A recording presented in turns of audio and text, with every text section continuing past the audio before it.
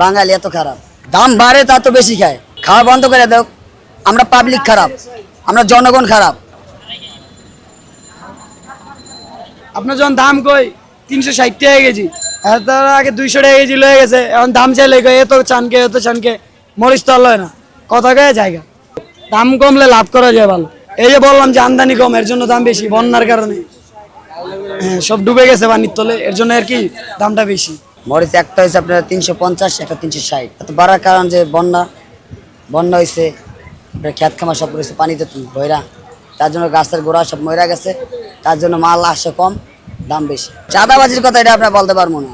চাঁদাবাজি হইলেই যে মালের দাম বাড়ে না, এটা ভুল ধারণা। চাঁদাবাজি কেন? চাঁদাবাজি আছে এর সাথে। এটা হচ্ছে বন্যার কারণে মরিচ খেত মানে পানি উঠে গেছে, তার জন্য খেত থেকে মাল আসে না।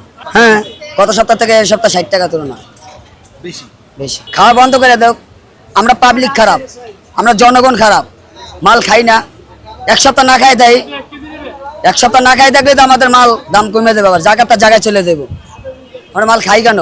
দাম বাড়ে তা তো বেশি খায়, দাম বাড়লে আরো বেশি খায়, দাম কমলে কয় না, খাইতে মনে কয় না, দাম বাড়লে আরো বেশি খাইতে চায়। বাঙালি এত খারাপ, সবাই বাঙালি খারাপ। বাঙালি যদি ভালো হইতো তাহলে মালের মানে দামের জায়গায় দাম চলে যেত, দাম এত হাই হতো না। ব্রয়লার আছে আমার কাছে, ব্রয়লার চলতেছে 180 থেকে 90 টাকা। ব্রয়লার গত সপ্তাহ পেয়েছি 70 টাকা, এই সপ্তাহে 15-20 টাকা বাড়ছে।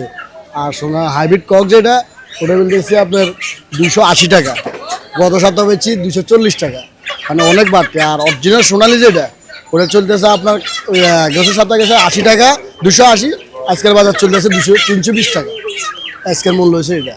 এতটা কম না, মানে যতটা কম মনে করে আমরা আসি অত কম না। অন্য বাজার থেকে হয়তো 5 টাকা 10 টাকা একটু ডিফারেন্স, কিন্তু সকল ক্ষেত্রে ওই রকম না। আবার কিছু সুযোগ সন্ধানী ব্যবসায়ী আছে, তারা মানে কাস্টমার বোকা দেখলে ওই যে ওই বাইরের বাজার থেকে এখানে একটু বেশি চায়। ঠিক আছে, বুদ্ধিমত্তা করে যদি নেওয়া যায়, একটু কমে নেওয়া যায়। আমি ইউনিস আমরা ভালো ছিলাম, তার আগের তত্ত্বাবধায়ক তখন ভালো ছিলাম। এই গভর্নমেন্ট ভালো করার চেষ্টা করতেছে কিন্তু পারতেছে না। কিন্তু যদি উনি যেভাবে সংস্কার করতেছে এটা যদি কন্টিনিউ করে তাহলে উনি ভালো করবে।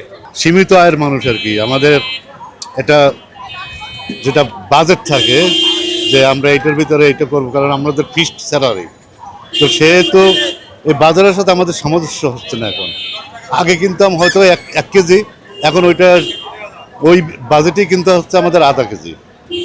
তো মধ্যবিত্ত মানুষের আসলে দিন দিন আমাদের কর্মক্ষমতা ঠিকই আছে, কিন্তু আমাদের যে বাজার থেকে যে ক্রয় ক্ষমতাটা আমাদের কমে গেছে।